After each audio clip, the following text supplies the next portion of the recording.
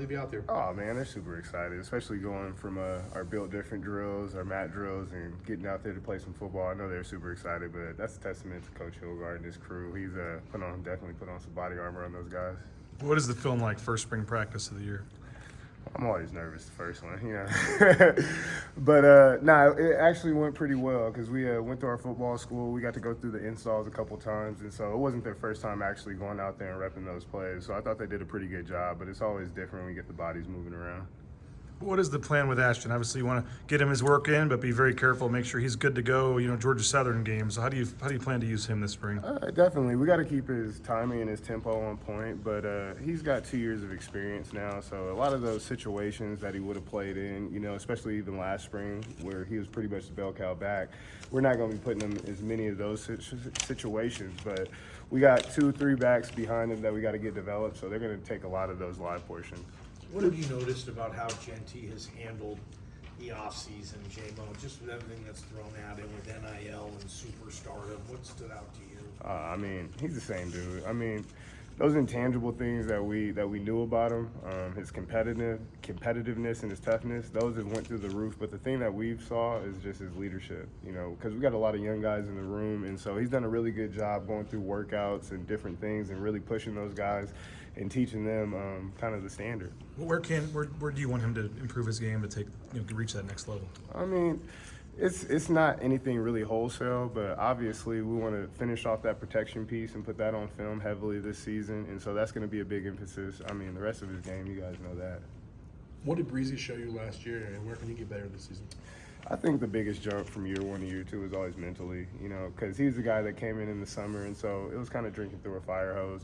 And so this season, the game's going to hopefully, we're going to slow it down for him a little bit more, and he has a better grasp of the offense because we didn't change the terminology at all. So he should be able to hit the ground running this spring and put together 15 good practices. He started today pretty well. How much do you think not changing the terminology and pretty much keeping the playbook similar will help? It's tremendous because, that's learning for everybody if we had to change the terminology. And having Coach Cotter come in here, he knows exactly kind of what we were doing last year. So it's been a seamless transition, but it would have been us out there kind of looking at the signals a little different and our coaching points.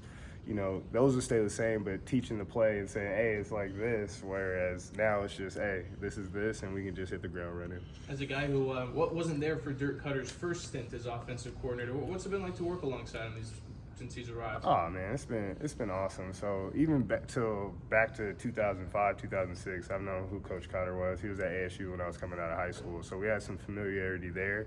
But just somebody that he's so just black and white, and just his experience, he can come in and where we're kind of all over the place, he kind of just, this is what we're doing. And so that's kind of the cool part about Coach Cotter, and he's just he's a great dude, and so he's a wealth bank of knowledge for all of us younger coaches, and we sitting there with our notepads heavily and like, oh, I never thought about it like that. And so we take notes daily as an offensive staff, but we're fortunate to have him here. Impressions of seeing Sire out there today, and what are your expectations for him in the spring? Well, just to get him rolling.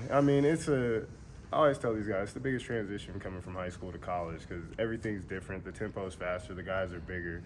But just getting them to process the signals, get lined up, and get those things rolling. So he'll get that. We'll have our group of younger guys where they'll be rolling, getting through the offense, and as they get it, we'll start incorporating them into the live team reps and things like that. You mentioned taking notes from Coach Cotter. Coach Danielson said when he hired him, he said, he's a guy that can develop the staff.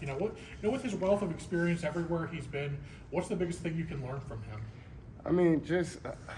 He's probably forgotten more ball than I know, and I know that people say that all the time, but he's just been around some really great backs throughout his career at all levels, and so just picking his brain on certain things here and there. It's nothing really wholesale, but just minor tweaks on reads here, what he likes, what he thinks on certain things. It just helps me out, and then because whenever he pitches something to you, he gives you option A, option B. And then we kind of just filter through. I kind of like this more. Okay, like that. Do it like this, and then it's pretty cool. It's actually pretty cool to work with him because most people are pretty cut and dry with how we're doing it like this. He'll be like, hey, I've done it like this. I've done it like this. Which one do you like more? And so obviously when you're coaching something, the one you like more, you're probably going to get that coached in a little bit more effectively. What role can Kaden Dudley carve out for himself on this team?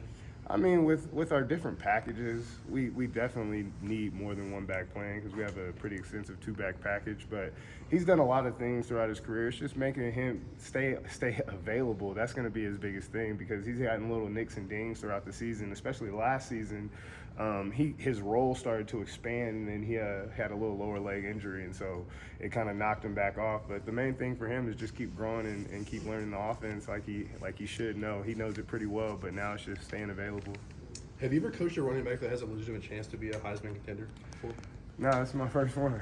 Yeah, I've been fortunate. My last three I've been able to coach. They've been pretty solid backs, and they're playing on Sundays, and so we're just trying to continue that trend. But no, Ash he's in his own little realm right now. Maybe this is kind of too early for this question, but how does that change things for a back? I mean, obviously that word Heisman comes with pressure, comes with expectations. I mean, how does that affect the player? I mean, we don't worry about any of all that. You know, that's outside of here, and so we just got to win each day, and that's going through the process and coming in with your mind right, putting in the work, and then continue to be who he is. So we don't need him to be anything else than what he is. So.